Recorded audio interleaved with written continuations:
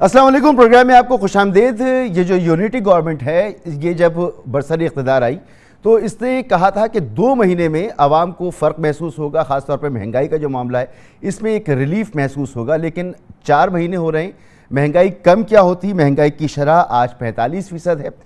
तवानाई का मसला बदस्तूर मौजूद है, बदतरीन लोड शेडिंग का सामना करना पड़ रहा है, गंदम का बहरान सामने खड़ा हुआ है।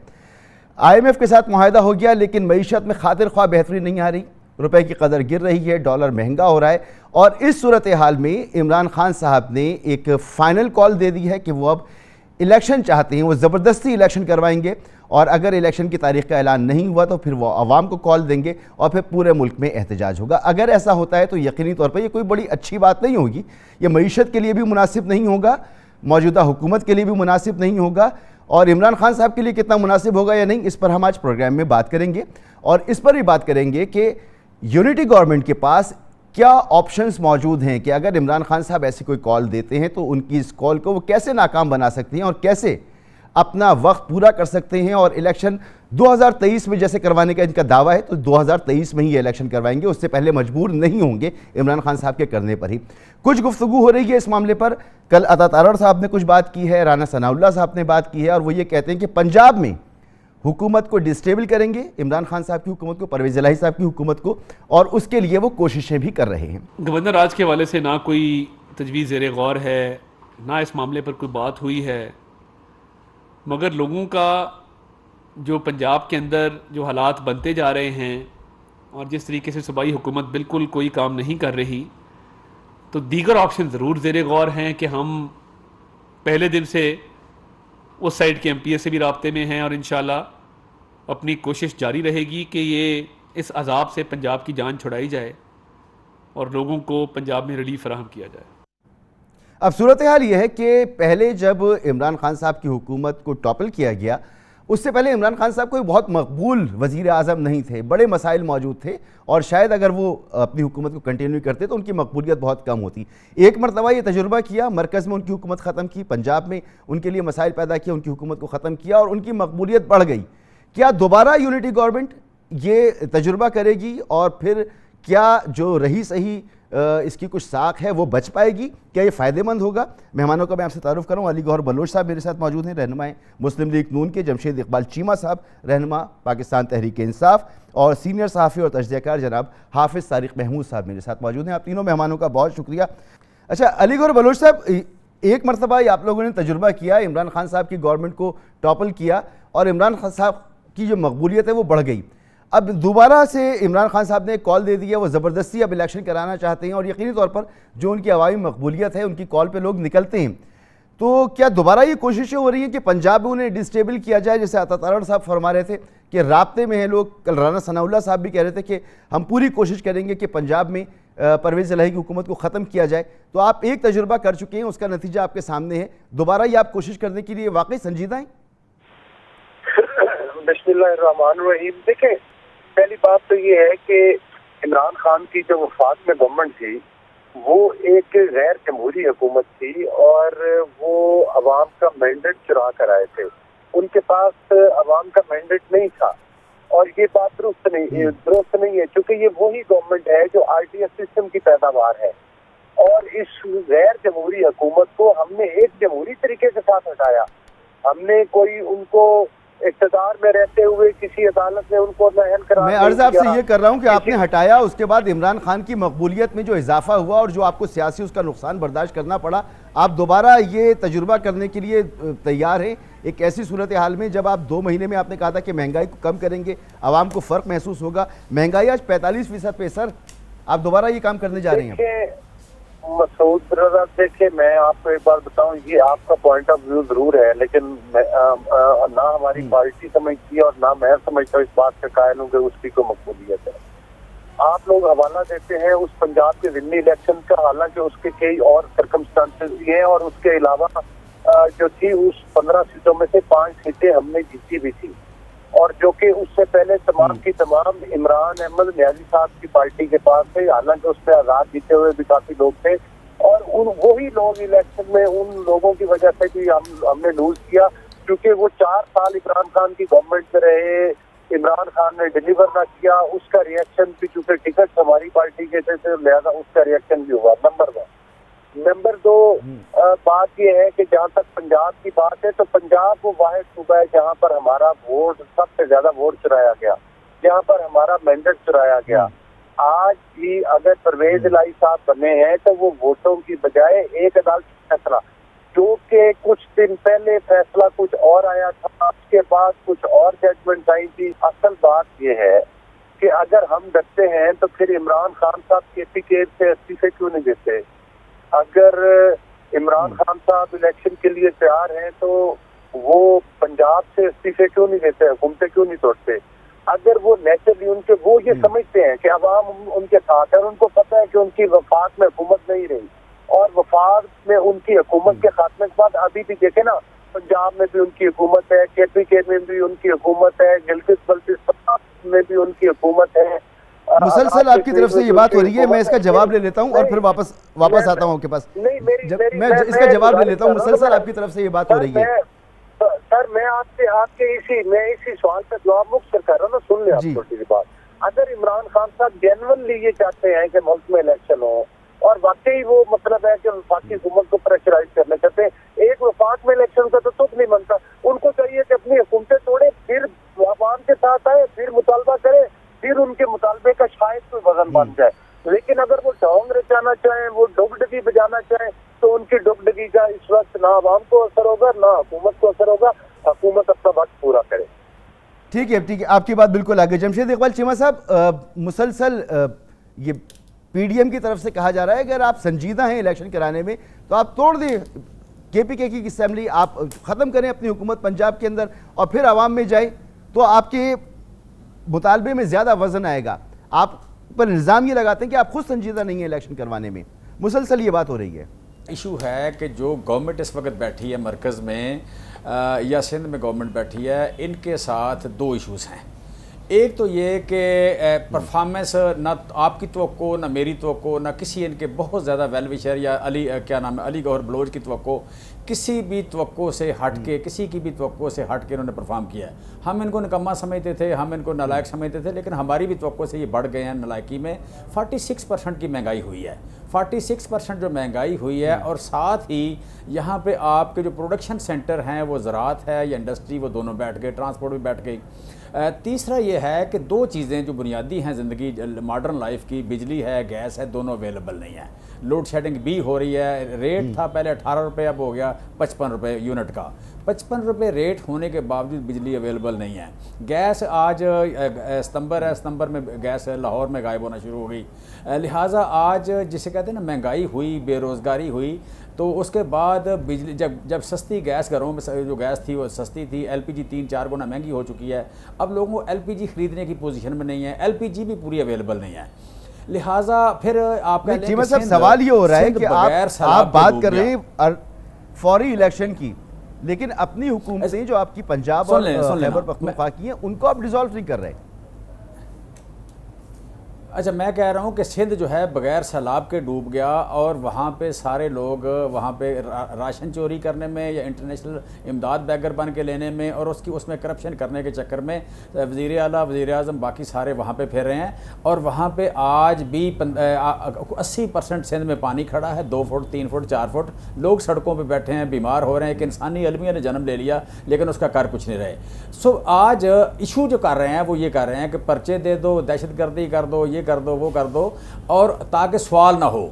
आज भी महंगाई का सवाल आपने किया तो मुझे बड़ी खुशगवार हैरत हुई है, मुझे बड़ी खुशगवार हैरत हुई। आप आटे की बात कर रहे थे, आप महंगाई की बात कर रहे थे, वरना पिछले 1.5 महीने में कोई सवाल नहीं हुआ। यही हुआ है कि जी इमरान खान अदालत में गए हैं कि नहीं गए, मैं तो हमेशा ये क्यों कह दिया, फलां ने ये क्यों कह दिया, किसी ने मैं अच्छी बात है ना, अच्छी बात है, खुशगवार हैरत हुई मुझे। सो मैं समझता हूँ इसी सवाल से बचने के लिए सारी, जब आपकी हुकूमत थी तब भी करता था। मैं आपको अच्छा इशू हाँ होना चाहिए ना, मतलब आप अच्छे आदमी हैं इसलिए करते हैं। मेरी गुजारिश ये है कि इशू ये हुआ कि जो मौजूदा गवर्नमेंट है इसके पास मैंडेट नहीं है। अनपॉपुलैरिटी किसी जमात के अनपॉपुलर होने में मेरी ज़िंदगी में मैंने इतनी अनपॉपुलर हुकूमत कभी नहीं देखी, मेरी ज़िंदगी में कभी। आई हैव नेवर सीन, मैं इसे हलफ दे सकता हूं। सर आप रिजाइन क्यों नहीं करते, आप अपनी असेंबली को तहलील क्यों नहीं करते अगर आप संजीदा हैं इलेक्शन करवाने में? मैंने सर अपनी बात करके फिर आपके इस बात का जवाब देना है, प्लीज़ मुझे कर लेने दें। बार बार आप टोकेंगे, मेरा वक्त ज़ाया होगा, आपका भी लोगों और सामीन का भी ज़ाया होगा, लिहाजा ये मेरी बात काट देना, लेकिन बार बार मुझे टोके ना। मैं डिस्कशन करना चाह रहा हूँ। दूसरी बात यह है कि जब सर प्लीज़ जी करें दूसरी बात इसमें यह है कि यहाँ पे जो डिसीजन मेकर हैं वो बहुत ज़्यादा एहसास कमतरी बढ़ गया है। जब अनपॉपुलर हुए हैं तो डिसीजन मेकर ताकतवर भी उनकी एहसास कमतरी बढ़ गया है। कद छोटे हो गए हैं, बड़े कद को देख के परेशान हो गए हैं। इन्होंने देखे थे शहबाज शरीफ जैसे वज़ीर आज़म, जो डिप्टी वज़ीर आज़म होते हैं, और ऊपर सुपर वज़ीर आज़म को और बैठा होता था। आज सुपर वज़ीर आज़म जो है वो खुद एहसास कमतरी का शिकार हो गए, और यहाँ पे लॉलेसनेस, फाशिज्म जो है बढ़ गया। यहाँ पे जमहूरियत कहीं रही नहीं। अगर इसे कोई जमहूरियत कहता है तो आमकों की जन्नत में रहता है, कहीं जमहूरियत नहीं है। आधे से ज़्यादा आपके भागने को तैयार हैं, कि साफ़ी भागने को तैयार हैं। जवाब पर आ जाए ना, अभी आप कहीं नहीं जा रहे, अभी आपके पास बहुत टाइम है। अगली बात जो है कि जमहूरियत, अगली बात है इलेक्शन की। इलेक्शन देखें, इलेक्शन होना है, हमने इलेक्शन जो है, अब इलेक्शन वो होगा अगर इस मुल्क ने पुरअमन तरीके से रहना है, सालमियत से रहना है, यकजहती से रहना है, इलेक्शन फ्री एंड फेयर होगा। अब कोई अहमक ये भूल जाए कि वो धांधली करेगा और ये कहीं कुछ नहीं होगा, वो धांधली कर लेगा और कहीं कुछ नहीं होगा, वो धांधली करके तो इज्जत से रह लेगा और इसी मुल्क में रह लेगा, ये नहीं होना। सर धांधली की बात तो बाद में, मैं आपसे सवाल कुछ और कर रहा हूँ। लिहाजा अब जरूरी है कि इलेक्शन के लिए अब ये सुन लेना, अब जरूरी ये है कि इलेक्शन के रूल्स तय हों, इलेक्शन की रिफॉर्म्स हो जाएं और उसके मुताबिक इलेक्शन हो। इकट्ठा रिज़ाइन करें, रिज़ाइन करके हम इलेक्शन कराएं, उसका तरीक़ेकार ये है, रूल्स तय हो जाएं। अब ये जो जिस तरह के इलेक्शन कमीशन बातें कर रहा है कि जनाब पहले इलेक्शन हो गया, 2 दिन इलेक्शन में रहते हैं, तो जनाब उन्होंने आप कह लें कि जिन सीटों का रेजिग्नेशन मंजूर किए थे वो वापस कर दिए। अगर इस तरह के खेडे चलती रहेंगे, इस तरह तमाशे चलते रहेंगे, तो इसमें इलेक्शन हो सकता है या इस तरह। बिल्कुल आपका पॉइंट आ गया। आप मेरे साथ ही मौजूद हैं, आप कहीं नहीं जा रहे। मैं इस पर एक आज़ाद तजज़िया ले रहा हूँ हाफिज़ तारिक महमूद साहब से। और हाफिज़ साहब, जैसे जमशेद इकबाल चीमा साहब कह रहे हैं कि हम रिज़ाइन इसलिए नहीं कर रहे कि एक पहले रूल तय हो जाएं, हम मजबूर कर लें वफाकी हुकूमत को कि इलेक्शन जो है वो अर्ली इलेक्शन होने हैं और फिर उसके बाद जो है वो हम आगे बढ़ेंगे। तो वज़न है इस बात में जमशेद इकबाल चीमा साहब की। और क्या इमरान खान साहब वाकई ज़बरदस्ती इलेक्शन पर मजबूर कर सकते हैं, ये क़ुव्वत रखते हैं वो? जी बिस्मिल्लाहिर्रहमानिर्रहीम। देखिए मसूद भाई, ये बात तो तय है कि इसमें कोई दो राय नहीं है, इसमें हुकूमत भी और अपोजिशन दोनों इस बात पर इन प्रिंसिपल इत्तेफाक करती हैं। वो अलग बात है कि इत्तेफाक करने के बावजूद साथ बैठने के लिए तैयार नहीं हैं, और साथ बैठने की एक बहुत बड़ी वजह ख़ुद इमरान खान साहब भी हैं। इलेक्शन के अगर रूल्स तय नहीं होंगे और उसके बाद अगर इंतखाबात होंगे और हम इसी जगह पे खड़े होंगे जहां 2018 के बाद खड़े थे, जहां 2013 के बाद खड़े थे या माजी में खड़े हुए थे, तो इस मुल्क में कभी भी सियासी इस्तेहकाम नहीं आ सकता। और अगर सियासी इस्तेहकाम नहीं आएगा तो कभी भी माशी इस्तेहकाम नहीं आ सकता। और जिस नहज पे हम पहुँच गए हैं, हम मज़ीद गैर मुस्तहकम होने के जो है अफोर्ड नहीं कर सकते। अब ये जो मामला था कि जब हुकूमत ये बनी, ये PDM की हुकूमत, आपने अपने जो इब्तिदाइये में भी गुफ्तगू की और जिस तरफ इशारा चीमा साहब भी कर रहे हैं, तहरीक इंसाफ को ये उम्मीद थी कि ये हुकूमत जो है वो फौरी तौर पे तब्दील हो जाएगी। इमरान खान साहब ने एक बड़ा प्रेशर बिल्ड किया, जलसे किए, बहुत सारी चीज़ें की। फॉर्चुनेटली और अनफॉर्चुनेटली उनके लिए इस किस्म की सूरत हाल होती रही कि आज हम सितंबर में खड़े हो गए। तो अब जो दावे थे कि जी जुलाई में हुकूमत चली जाएगी, अगस्त में चली जाएगी, आखिरी दावा फवाद चौधरी साहब का था कि 10 सितंबर को हुकूमत का तख्ता पलट जाएगा, तो ये तमाम डेडलाइंस ख़त्म हो गई हैं। और अब इस बात में तो कोई इबहाम बाकी नहीं रहा कि अब इंतखाबात 2023 में होंगे। अब 2023 से पहले इंतखाब नहीं हो सकते। अब तो मुमकिन नहीं है। अब 11 सितंबर पे खड़े हैं, 2023 से पहले इंतखाबात अब मुमकिन नहीं है। अब इंतखाबात से पहले अगर पाकिस्तान तहरीक इंसाफ और हुकूमत बैठ के कोई रूल्स जिसकी बात कर रहे हैं चीमा साहब, वो नहीं बनाते तो उसके नतीजे में मज़ीद क्योस है। तो मैं समझता हूँ कि ये बात ठीक है, नीयत इनकी अच्छी है। चीमा साहब पहले भी ये बात करते रहे, लेकिन इससे पहले इन्हें ख़ुद खान साहब को और अपनी पार्टी को इस तरफ लाना पड़ेगा कि इसके बगैर गुजारा नहीं है। जो दूसरी बात थी हुकूमत की, ये गैर मकबूल होने की बात कर रहे हैं, इसमें भी कोई शक की बात नहीं है कि PDM की जब हुकूमत आई तो एक्सपेक्टेशन बहुत थी। और वो एक्सपेक्टेशन यूँ थी कि इन्होंने एक पूरा माहौल बनाया था कि मुल्क में महंगाई है, बिलावल साहब का महंगाई मार्च और फिर बहुत सारी और चीज़ें। तो एक्सपेक्टेशन उसी तरह की थी जिस तरह 2018 में इमरान खान साहब आए तो लोगों की तवक्कुआत थी। इमरान खान साहब की तवक्कुआत भी जिस तरीके से उन्होंने एक हाइप क्रिएट कर दी थी, एक उम्मीदों का एक पहाड़ खड़ा किया था, लोग लोग जो है वो उस उम्मीदों की तरफ देख रहे थे मगर वो चीज़ें उनको हासिल नहीं हुई। बिल्कुल इसी तरीके से हुआ कि पीडीएम की हुकूमत जब बनी तो शहबाज शरीफ साहब बड़े अच्छे एडमिनिस्ट्रेटर, बड़े, लेकिन मामला क्या हुआ, कुछ तो सूरत हाल ऐसी थी कि माशी प्रॉब्लम थे, कुछ सूरत हाल ऐसी थी कि आपके ऊपर जो इंटरनेशनल प्रेशर्स थे और फिर सैलाब और दूसरी चीज़ें, लेकिन एडमिनिस्ट्रेटिव फेलियर्स भी बहुत जगह नज़र आ रहे हैं। आपने कहा जी डॉलर की कीमत, डॉलर की स्मगलिंग नहीं रोक सके, जो प्राइस है जिन चीज़ों के ऊपर कंट्रोल करना चाहिए था वो नहीं कर सके, तो नतीजा क्या हुआ कि वो एडमिनिस्ट्रेटिव फेलियर्स और ये जो प्रॉब्लम्स थे वो सब इकट्ठे होकर एक मसाइल का बहुत बड़ा पहाड़ खड़ा हो गया है। अब ये बात ठीक है कि मुस्लिम लीग नून या मौजूदा हुकूमत कहती है कि सब कुछ पाकिस्तान तहरीक इंसाफ की हुकूमत का किया धरा है, लेकिन ये बयानियाँ आप बहुत ज़्यादा अरसे तक कंटिन्यू नहीं रख सकते। लोगों को आपने अपनी परफॉर्मेंस का जवाब देना होगा, आपने बताना होगा कि जब आपको हुकूमत मिली है तो उसके नतीजे में आपने क्या परफॉर्म किया, और अगर ऐसा नहीं होगा तो जो पॉपुलैरिटी है वो बहुत आए रोज़ जिस तरीके से हुकूमतों की गिरती रहती है, ये बहुत ज़्यादा तेज़ी से गिरेगी और इसका सियासी नुकसान होगा।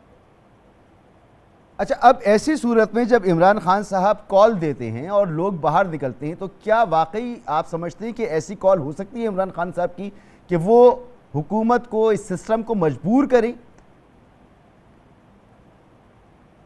जी बिल्कुल हो सकती है, इसमें कोई शक की बात नहीं है कि इमरान खान साहब प्रेशर बिल्ड कर सकते हैं। उनके पास दो हुकूमतें हैं, पंजाब की हुकूमत भी है, खैबर पख्तूनख्वा की हुकूमत भी है।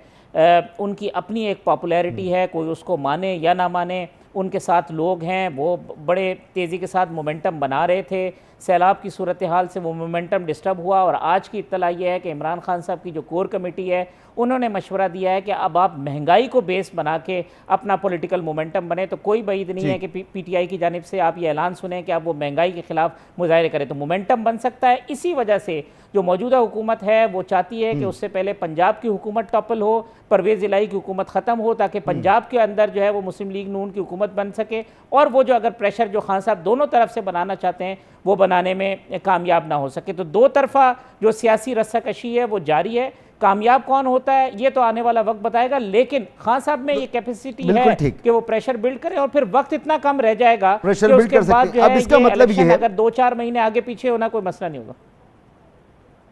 बिल्कुल, इसका मतलब यह है कि अब वक्त कम है और मुकाबला सख्त है। तो अली गौहर बलोच साहब, इस कम वक्त में आपके पास, आपकी पार्टी के अंदर क्या बात हो रही है, क्या ऑप्शंस आपके पास मौजूद हैं कि आप इमरान खान साहब की किसी भी तहरीक को जो है वो फेस कर सकें, उसे नाकाम बना सकें?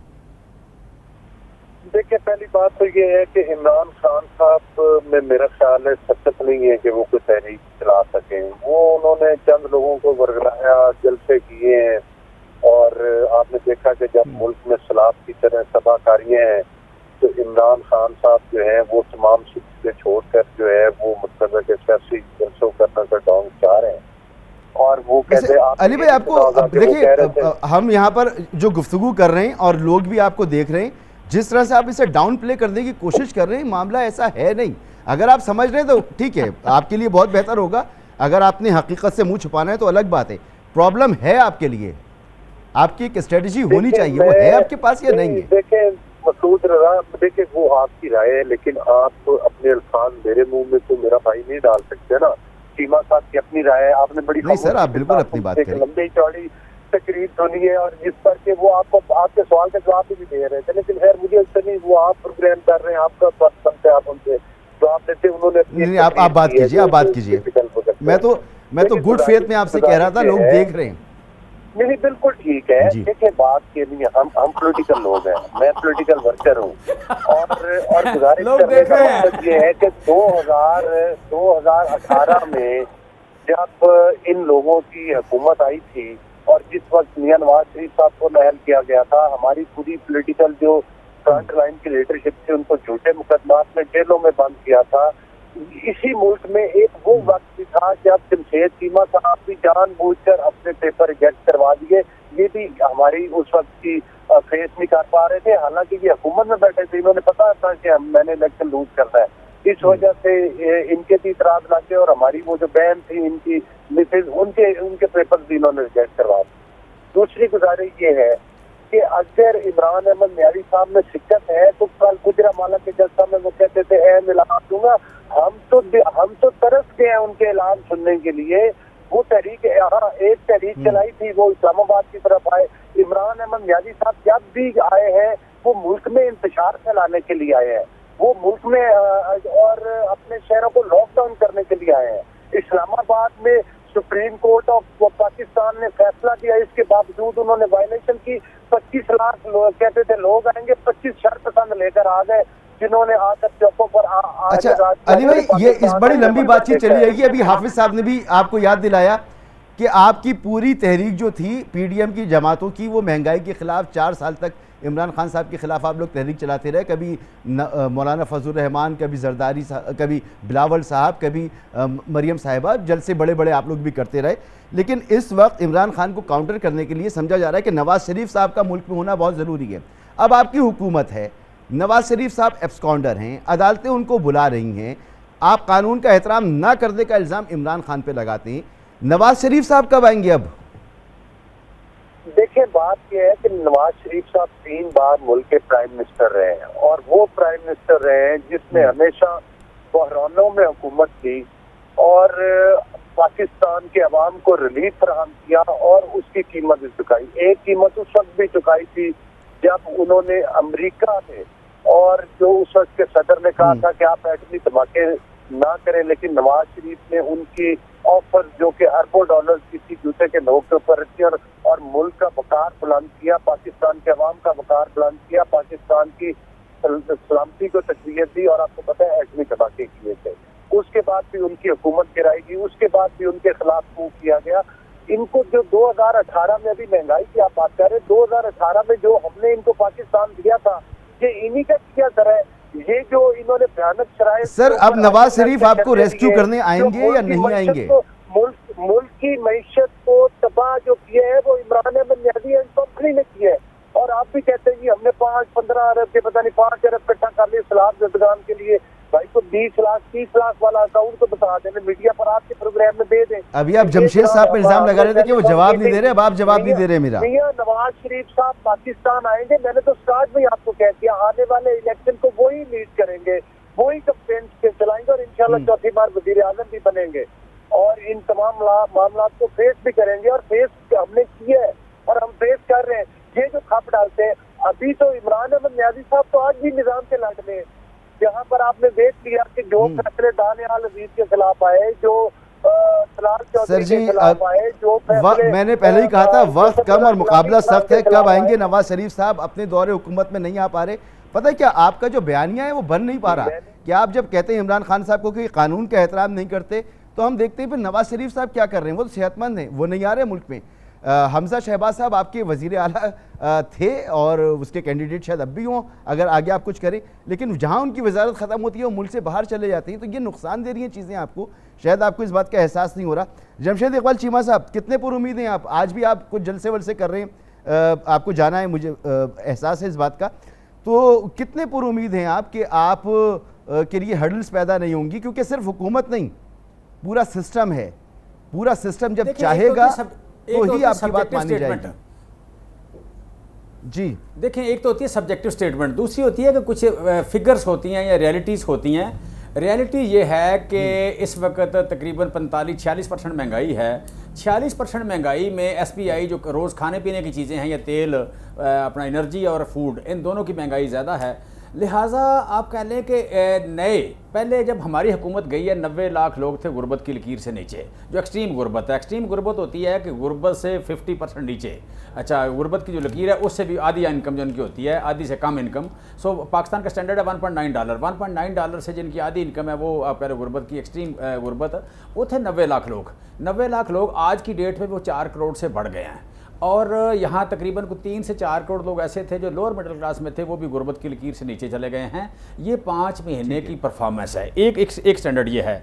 दूसरा स्टैंडर्ड इसका ये है कि आप ये देखें कि यू कैन से कि 15,000 लोग नया वोट बनता है हर रोज़। 18 साल की उम्र को 15,000 लोग हर रोज़ पहुँचते हैं।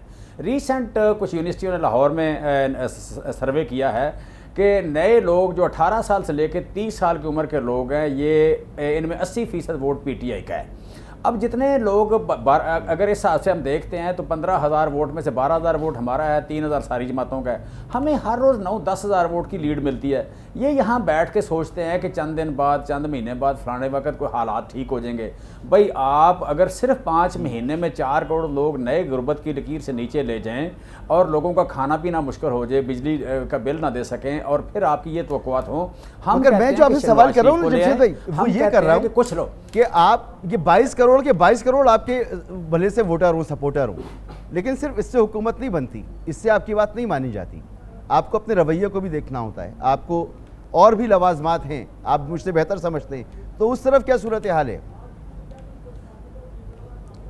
यार ये बात लोग भूल जाए। अब ये पाकिस्तान नया हो गया है, ये बड़ी पुरानी बातें कर रहे हैं आप। भाई ये फैसला अवाम का होना है। ये मुल्क ना किसी के बाप ने फतह किया ना खरीदा, ये फैसला वोट से हुआ था, ये मुल्क वोट से बना था। आइंदा भी इसमें फैसले वोट से होने हैं। ये नालायक और नकम्मे और करप्ट लोगों के जिनकी फाइलें होती हैं, जिनकी वीडियो होती है, जिनकी ऑडियो होती है, ये उन पे चलता है, ये ढोंग उन पे चलता है, ये बदमाशी उन पे चलती है। हम पे नहीं चलेगी किसी की कि वोट हमारा हो और यहाँ पे कोई और बन जाए। हम लवाजमत पूरे करते फिरें। हम लवाजमत एक ही हैं कि अवाम के लिए क्या कोई क्या करता है। लवाजमत एक है कि हम कितने ईमानदार हैं, हमारी गवर्नेंस कैसी है, हमने परफॉर्म कैसे किया, हमने बिजली किस तरह मैनेज की, हमने ज़राअत को कैसे मैनेज किया, हमारे दौर में इंडस्ट्री कैसे बढ़ी, हमारे दौर में टेक्सटाइल ने कैसे ग्रो किया, एक्सपोर्ट कैसे बढ़ी, फॉरेन रेमिटेंस जो 1 करोड़ 5 लाख जो लोग बाहर हैं उनका इत्मीनान कितना हुआ, यहाँ लॉ अबाइडिंग कैसे हुए, लॉ एनफोर्समेंट कैसे हुई, यहाँ इंसाफ, समाजी और मुआशी इंसाफ कैसे दिया। ये हमारा एजेंडा है। हमारा एजेंडा अमेरिका को राजी करना नहीं है, यहाँ बैठे हुए चंद अहमक लोगों को राजी करना हमारा एजेंडा नहीं है। आपका मानना है हम जाके उनसे इजाजत लें। इसमें कितनी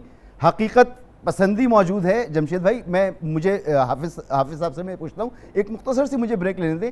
हाफिज साहब, जो आपने गुफ्तगू की है तो हमें 2018 का इलेक्शन भी याद है, वो कैसे हुआ, उस पर क्या एतराज़ात मौजूद थे, फिर आपकी परफॉर्मेंस भी मौजूद है। एक मुख्तसर से ब्रेक के बाद हाफिज साहब के सामने सारे मामला रखते हैं। जमशेद साहब समझ रहे हैं कि रियलिटी तब्दील हो चुकी है, कि नया पाकिस्तान है, इसमें बस सिर्फ अवाम ही है जिसने फैसला करना है। एक मुख्तसर से ब्रेक के बाद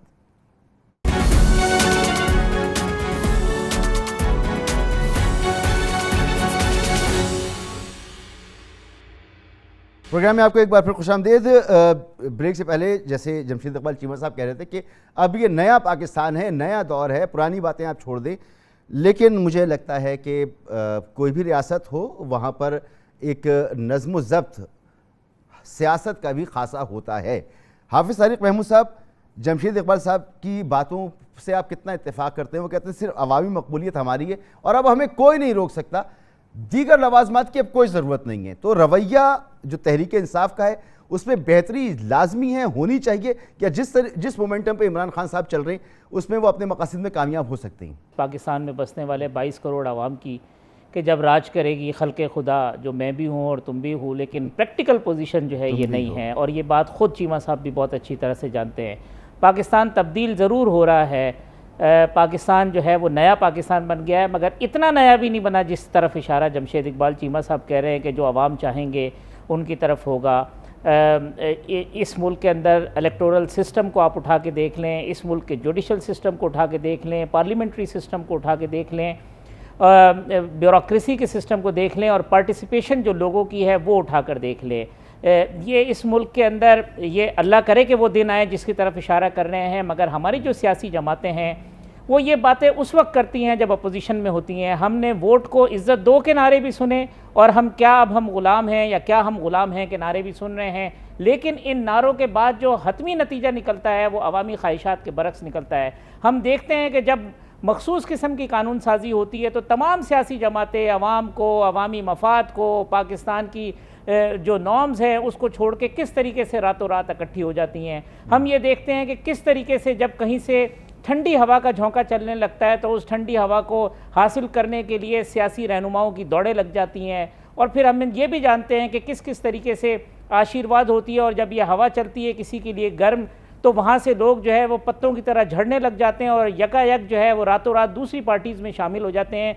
ये तब्दीली आनी चाहिए, ये नया पाकिस्तान होना चाहिए जहाँ पे मज़दूर का हक, किसान का हक, एक आम आदमी का हक जो है वो बराबर हो, जहां मेरिट हो, इंसाफ हो, जहां बैलेट बॉक्स के अंदर जो वोट की पर्ची डले नतीजा भी वही निकले, जहां इलेक्शन से पहले जो है वो लोगों की वफादारियां तब्दील ना की जाए, जहां कोई महकमा ज़राअत जो है वो अचानक से फाल ना हो जाए। तो ये, लेकिन ये प्रैक्टिकली ऐसा नहीं है और ना ऐसा होता है, और उसका सबसे बड़ा जो जिम्मेदार है वो हमारा पॉलिटिकल जो इलीट है वो है, क्योंकि उनको जहां फ़ायदा मिलता है वो उस तरफ चले जाते हैं, जहां उनको अपना मफाद नज़र आता है तो उस तरफ चले जाते हैं।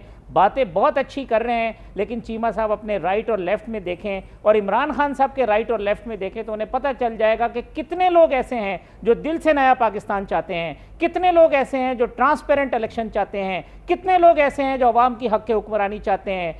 ऐसा नहीं है, प्रैक्टिकल पोजीशन बिल्कुल डिफरेंट है। प्रैक्टिकल पोजीशन ये है कि जहां मफाद की खिड़की खुलती है वहां सियासतदान जो है दौड़ के उस खिड़की के जरिए जो है वो अंदर दाखिल होने की कोशिश करते हैं। तो जब तक ये मफाद का खेल ख़त्म नहीं होगा, और ये ख़त्म होगा या आज नहीं ख़त्म होगा तो कल ख़त्म होगा, हो सकता है 2023 के इलेक्शन में ना हो, लेकिन आज से 2 साल बाद, 5 साल बाद, 2 इलेक्शन के बाद, 3 इलेक्शन के बाद लोगों को ज़बान मिलने लग गई है, लोग अपनी आवाज़ उठाने लग गए हैं। आप देख रहे हैं कि सिंध के अंदर जब सैलाब आया है तो लोग वडेरों के सामने खड़े होकर बात कर रहे हैं, जुनूबी पंजाब के अंदर भी लोग खड़े होकर बात कर रहे हैं, बलूचिस्तान के अंदर भी सरदारों के सामने खड़े होकर बात कर रहे हैं। तो लोगों को ज़बान मिल रही है, लेकिन इन ज़बानों को आज भी उसी तरीके से काटने की कोशिश हो रही है, आज भी उनका सर उसी तरीके से झुकाने की कोशिश हो रही है। वक्त लगेगा, तब्दील होगा पाकिस्तान। मेरी ख्वाहिश भी है, आपकी ख्वाहिश भी है, अली गौर भाई की ख्वाहिश भी यही होगी कि नया पाकिस्तान हो, तब्दील हो और इनके लोगों की बात सुनी जाए। लेकिन मुझे लगता है कि इतनी जल्दी वो तब्दीली जो है मुझे नजर नहीं आती।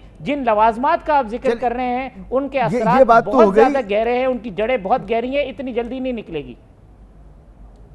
ये बात तो हो गई जमशेद इकबाल चीमा साहब की। अली गौर बलोच साहब ने कहा कि जी ये मकबूलियत की बातें, ये शायद मेरी मसूद रज़ा की ख्वाहिश हो सकती है, उसका तज्ज़िया हो सकता है, लेकिन हकीकत ये नहीं है। हकीकत इससे बड़ी मुख्तलिफ है और सब कुछ इनके कंट्रोल में, एवरीथिंग इज़ फाइन।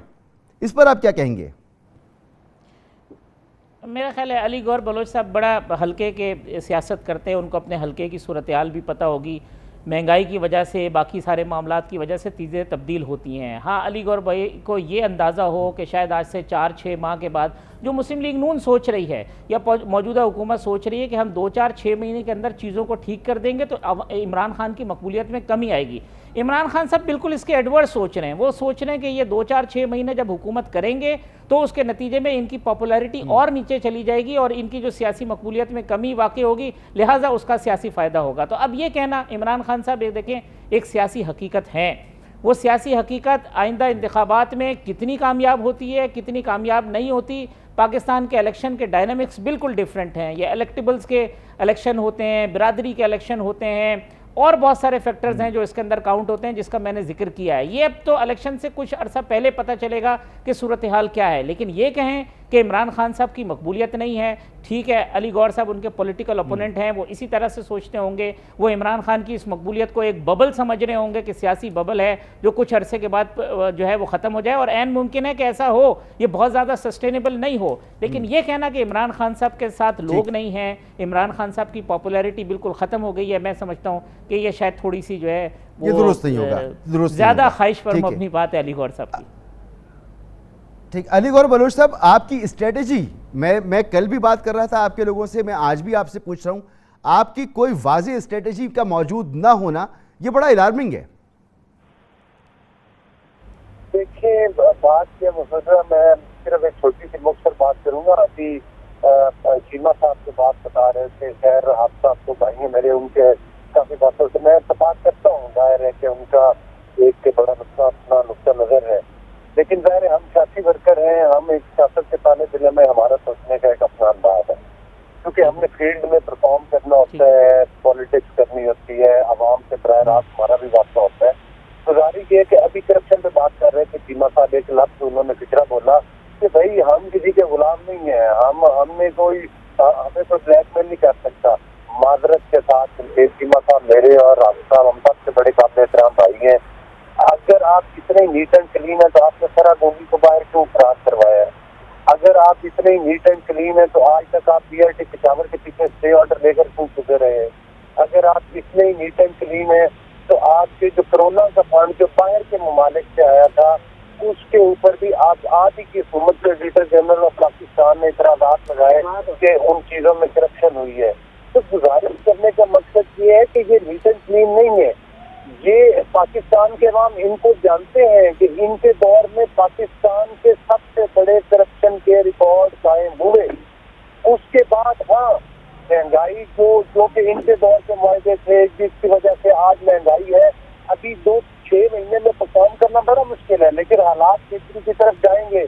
और अगर ये इतने पॉपुलर होते तो ये डस्का के मुकाम के ऊपर इलेक्शन चोरी ना करते। चोरी करते हुए रंगे हाथों पकड़े गए। फिर उसके बाद इलेक्शन कमीशन ऑफ पाकिस्तान ने और सुप्रीम कोर्ट ऑफ पाकिस्तान ने उसी इलेक्शन में इनकी सारी हकीकत को पाकिस्तान के कच्चा चक्का जो है वो अवाम के सामने खोल के रखा। अली भाई, ये जो आपने अभी गुफ्तगू की ना करप्शन के हवाले से, एक मेरा ज़िमनी सवाल ले लीजिए। ये कोरोना फंड वाला जो मामला है, चलिए इसी को ले लें। दुनिया की, शायद पाकिस्तान की सबसे बड़ी करप्शन इसमें कर ली होगी आपके मुताबिक, आप ही के अल्फाज हैं। सर, आपको 4 महीने हो गए, कोई तो केस बना दें, किसी को तो पकड़ें, कुछ तो करें। सिर्फ ज़बानी कलामी चल रहा है मामला। आपने बड़ा मुनासिब सवाल किया, लेकिन मैं आपको मसूद रजा एक बात बताऊं। हमारे वक्त में केस कौन बनाते, मैं बनाते थे ना, इदारे बनाते थे। ये तो कहते किसी हुकूमत का फर्ज नहीं है। हाँ, हम इनके केसेस लेकर जाएंगे। हम इनकी तरह नहीं कि मीडिया ट्रायल करने के लिए अरबों खरबों रुपए के शहजाद अख्तर की तरह ने पेपर ले रहा है टीवी के ऊपर, और एंड पे पता चले कि रेफरेंस जो दायर हुआ है वो 5 लाख 10 लाख है और 1 करोड़ का। ये काम नहीं। तो अली भाई, यही कह रहा हूँ ना कि आपसे मैं सवाल ये कर रहा हूँ कि आपकी सियासी हिकमत अमली क्या है। आप कह रहे हैं कि वो नीट एंड क्लीन नहीं थे, यार इसका मतलब है कि लोग उनको दुरुस्त नहीं समझते। अगर वो नीट एंड क्लीन नहीं थे और आप इतने दावे से बात कर रहे हैं, तो सर ये छोड़ देना, इदारे बनाते थे, FIA आपके पास है, हुकूमत है, आप हुकूमत हैं, समझे ना, आप हुकूमत की तरह परफॉर्म तो करें। करीब आप अनकरीब देखेंगे इनके खिलाफ एक एक करके केस आ रहे हैं और आएंगे। देखिए, फॉरेन फंडिंग केस में ये एक्सपोज हुए, अरबों रुपए के खुफिया अकाउंट, अरबों रुपए। ये दूसरों को कहते थे फलान चपड़ासी के, इनके अपने चपड़ासी का पता क्या नाम, मोहम्मद रफीक है, जिसका के अकाउंट इमरान अहमद न्याजी साहब के साइनों से वेरीफाई हुआ, उसमें करोड़ों रुपए आए। मकसद ये है कि ये फॉरेन फंडिंग में एक्सपोज। चलिए, ये जब आप करेंगे तो हम जरूर देखेंगे और इसको रिपोर्ट भी करेंगे। मेरा सवाल आपसे था आपकी सियासी हिकमत अमली लेकर जाएंगे हम। केसेस ताकि मैं आगे बढ़ूं। फिर हमने केस तोशा खाना का केस हम लेकर गए। फॉरेन फंडिंग का केस जो था वो इन्हीं की पार्टी के बानी रुकन ने बनाया था, जो कि आज से कई साल पहले उसने दायर किया था। आज तक आप अंदाजा करें कितने स्टे ऑर्डर इन लोगों ने दिए उस केस के। अली भाई, सियासी हिकमत अमली क्या होगी आपकी? ये सियासी मामला है, बैठ के बात करें, मुल्क को सियासी अदम इस्तेहकाम से निकालें, इलेक्शन की तारीख दे दें। इलेक्शन में अब क्या 3 महीने 4 महीने की आप तारीख दे देंगे, बातचीत शुरू करें। मुझे तो ये लग रहा है इमरान खान साहब कह रहे हैं, जमशेद इकबाल चीमा साहब कह रहे हैं बातचीत शुरू करें। तो इसके लिए आप कुछ सोच रहे हैं या आपकी कोई हिकमत अमली नहीं है? पहली बात तो ये है कि खान साहब का तर्ज सियासत ना सियासी है ना जमहूरी है, और वो इस बात पर, इस टॉपिक पर वो सिर्फ अपने पॉइंट स्कोरिंग करते हैं, जलसे करते हैं। असल में वो अपनी हुकूमतें नहीं खत्म करना चाहते, उनको बड़ी प्यारी है मसूरजा। वो उतना आप मतलब है कि मुझसे और आपसे वो ज्यादा बेहतर समझते हैं, तो वो कहते हैं कि हम अपनी पंजाब की हुकूमत को जाया करें, दिहाड़ी ला करेंगे। मैं जमशेद इकबाल चीमा साहब की तरफ बताऊं। जमशेद साहब, आप चाहते हैं कि बातचीत शुरू हो, और इमरान खान साहब की गुफ्तगू से भी मैं ये समझ रहा हूँ, जाहिर सी बात है फौरी तौर पर इलेक्शन नहीं हो सकते, जैसे हाफिज साहब भी कह रहे हैं इलेक्शन तो होने ही है। अब वो बातचीत शुरू करने के लिए जब बात होती है तो कहते हैं जी इमरान खान साहब तो बात करते ही नहीं है, वो किसी को कुछ समझते ही नहीं है। तो आपकी तरफ भी ये अंडरस्टैंडिंग होनी चाहिए कि इमरान खान साहब अपना रवैया वो बनाए कि अब आपको पीपल्स पार्टी से, नून लीग से, PDM में शामिल जमातों से बात करनी होगी, तो उसके लिए कोई सिग्नल दें, कोई बताएं, आवाम को ही बताएं कि क्या क्या है आपके जहन में। जी, मेरा जवाब इसका ये है, मैं कह रहा हूँ कि देखें, इस वक्त जो आप बार बार पूछ रहे थे अली गौहर से कि आपकी स्ट्रेटजी क्या है। स्ट्रेटजी में देखें, एक तो होता है कि आपने कोई इत्तेहाद बनाना है, वो पहले ही 14-15 पार्टियों ने बनाया हुआ है। फिर ये होता है कि कुछ जिन लोगों की तरफ आप इशारा कर रहे हैं उनकी आपको आशीर्वाद हो, वो भी है। अच्छा, फिर ये होता है कि आप जो स्टेट के रिसोर्सेज हैं, स्टेट के अदारे हैं, उनको अपने लिए इस्तेमाल कर लें। वो भी आपके लिए 17 जुलाई के इलेक्शन में इस्तेमाल कर लिया। 17 जुलाई को पार्टियां भी मुतफिक थीं, साथ आप कह लें कि आशीर्वाद भी मौजूद थी। हमें बार बार, मैं हल्के में चूँकि मौजूद था, तो बार बार एक ही सवाल आता था कि सर वो न्यूट्रल हमारे साथ हैं कि नहीं हैं। तो मैंने कहा भाई हमने उनसे उनके साथ उनकी मर्ज़ी से वोट नहीं लेने, हमने अवाम का वोट लेना है। तो लोगों को यकीन नहीं आता था कि अवाम की मर्ज़ी का वोट, अवाम के वोट से जीत सकता है बंदा, लेकिन हमने जीते। और जीते इसलिए कि हमारा वोट ज़्यादा था, वो लीड हमारी थोड़ी थी। एक्चुअल वोट हमारा ज़्यादा था, वो वोटर लिस्टों में धांधली की गई, लेकिन इस सारे के बावजूद लीड इतनी ज़्यादा थी, हम जीत गए।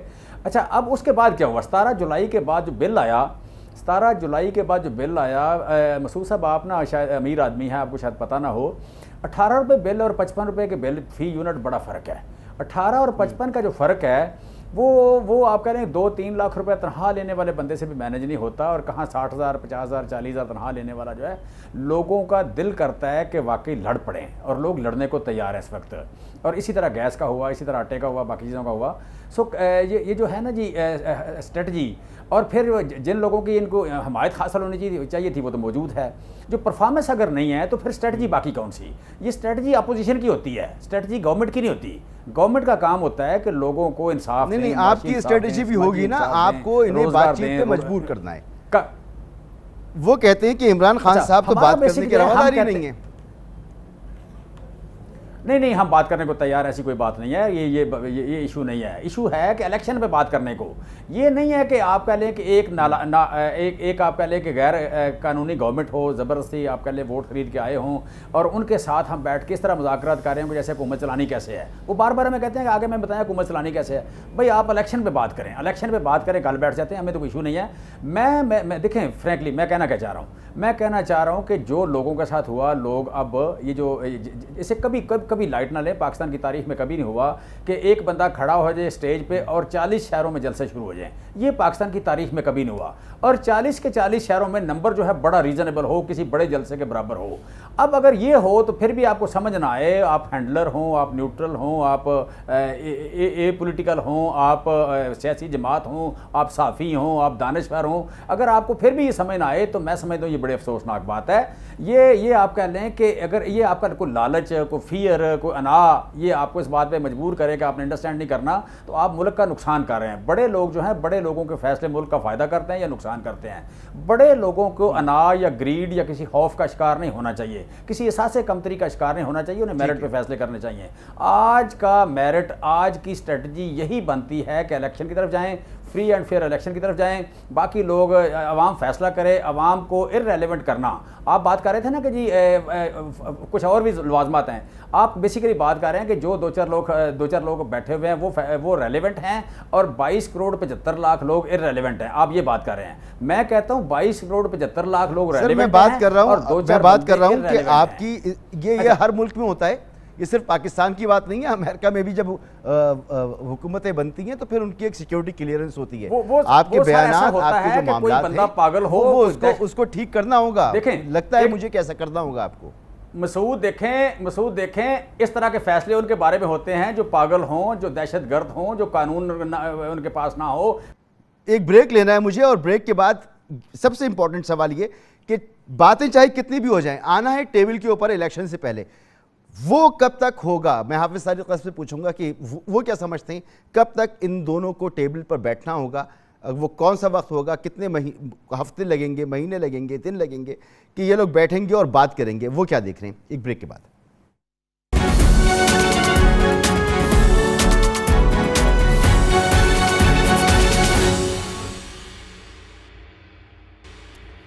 Welcome back. गुफ्तगू को यहाँ रोकना होगा क्योंकि वक्त मेरे पास ख़त्म हो गया। अली गौर बलोच साहब बहुत शुक्रिया आपका, जमशेद इकबाल चीमा साहब आपका बहुत शुक्रिया, हाफिज़ तारिक महमूद साहब आपका बहुत शुक्रिया। जो कुछ भी हो पाकिस्तान के लिए बेहतर हो, इस ख्वाहिश के साथ इजाज़त दीजिए। अल्लाह हाफिज़।